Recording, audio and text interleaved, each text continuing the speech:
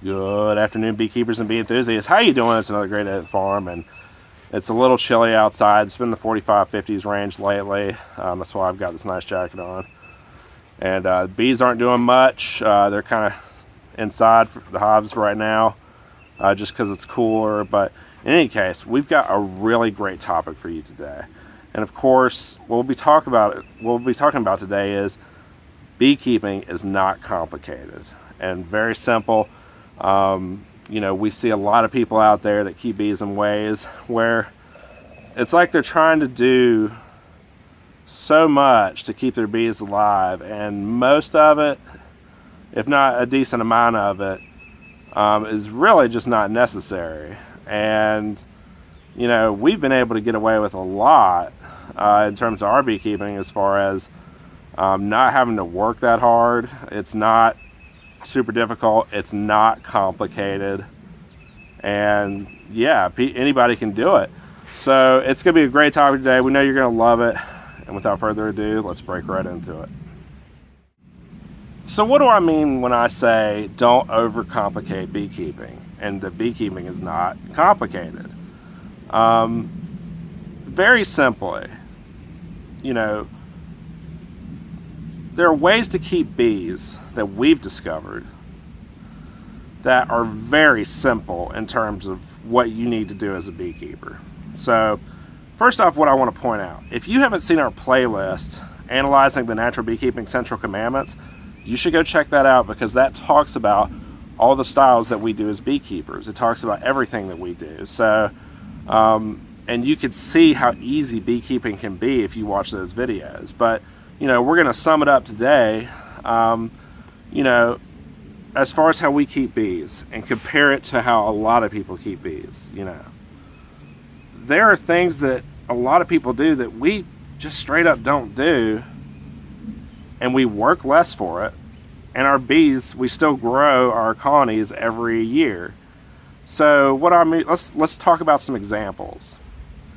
So if you're keeping bees, if you feed them sugar water throughout the season, or throughout what you determine as the feeding season, you're working a lot harder because you're having to prepare that sugar water and you're feeding it to each of your colonies. And at the end of the day, we don't feed our bees like that. We will feed our bees rarely, and if we do, we just use honey. But we don't, tell ourselves, okay, every season, at this part of the season, we're going to feed our bees during that time, and we're always going to give them sugar water in that time, and then we'll stop for the honey flow, and then we'll feed them again in the fall. All that stuff, we don't do that. Like, we basically say we will feed if absolutely necessary, and even still, we still don't feed that much. Like, we're not feeding through the winter. We're not feeding now. We're letting the bees use their honey stores, because we want good genetics in our apiary. And if the bees cannot sustain themselves, then unfortunately, that's life. Even there are wild bees that can't sustain themselves in some cases, and they die. But there are also wild bees that do really well, and they grow themselves through swarming, and they spread their genetics. So, unfortunately, that's just the way it has to be sometimes. But, that's one example. So we don't overfeed or anything like that. Another thing is something like treating. We choose, because natural beekeepers like to follow how wild bees live. Wild bees don't get treatment, so we do not treat our bees. And if you do treatments throughout the year, you're going to have to work for it. Back in 2011, so around there, we treated bees, and it was a lot of work. It cost us money, and at the end of the day, just about all our bees died anyway, so it didn't matter. But now we don't treat, and we grow our colonies every year. So we have more colonies more than the year prior. So it's really that simple. So we work a lot less because we don't treat, and that's just another thing. So there are methods where you basically work more than a natural beekeeper does, or at least the style of natural beekeeping we are. But I also want to talk about how much you're spending. So you're not only working harder to try to keep your bees alive, but you're also spending a lot more money. And straight up, if we look at a lot of beekeepers, they will obtain their bees through buying packages. Packages have a high failure rate. They are, the way they're handled, I mean, unfortunately those bees just die a lot, and that's just the way it is. And you know, I've seen failure rates as high as like 50% in the first year for packages. But in any case, when you get packages, you're spending like $200, and I'm sure with inflation that's going to go up. You know, it's that's what it is. So you're spending a good amount of money on those packages, and some people like us as natural beekeepers, we do not buy packages. We catch swarms. So we will hang up swarm hives around our farm, and you know, bees will move in, we will put them in hives, and they, you know, they live here as long as they want to live here.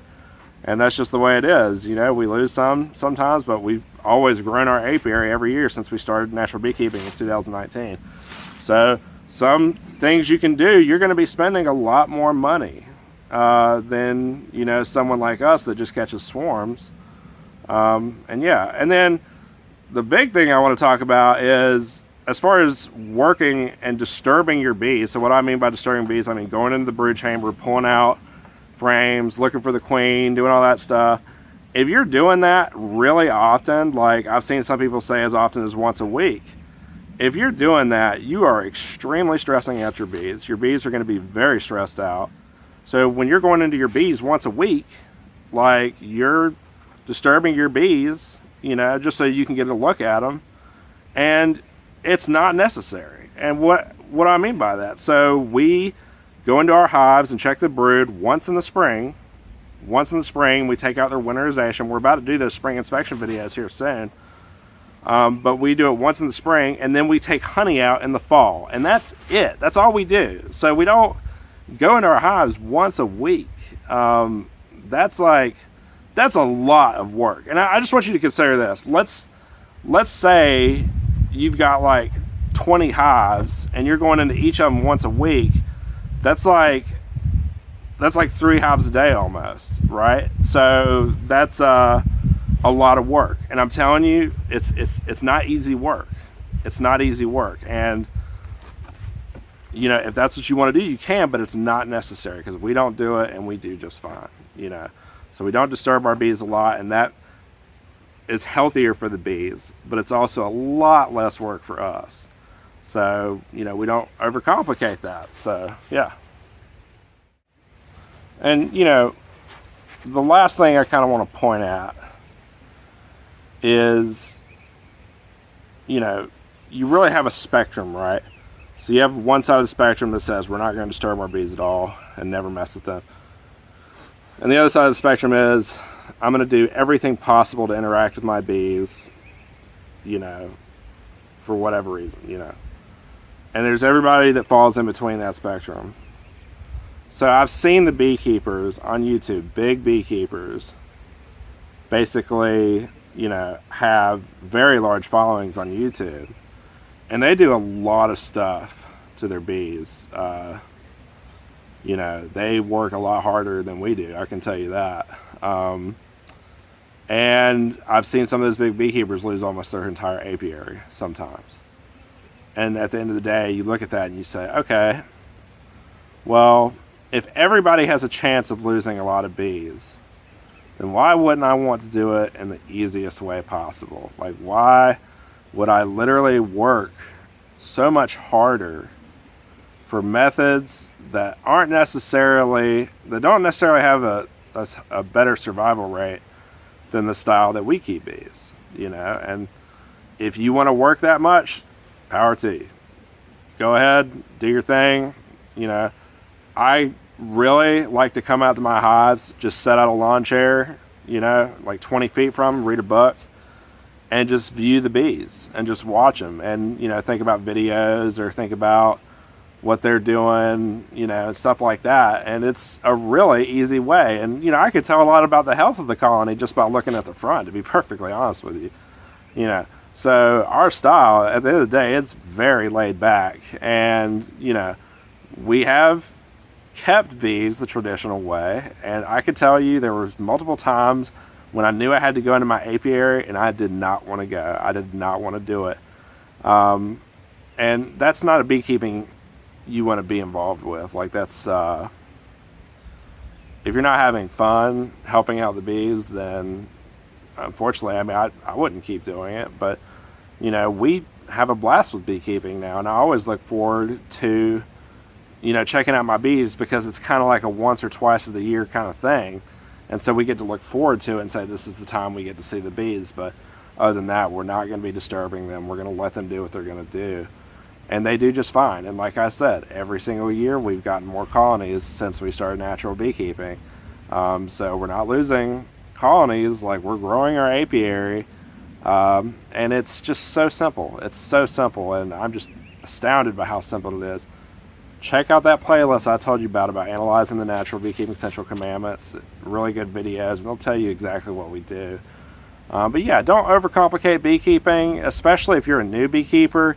You know, you don't need to do a million different things. Like, there's really just some basic mechanics that if you understand well, it will put you light years ahead of a lot of other people. I can tell you that. Like, you can do a lot with beekeeping, and you can really enjoy it. So hope you enjoyed this video. Until next time, we'll see you soon.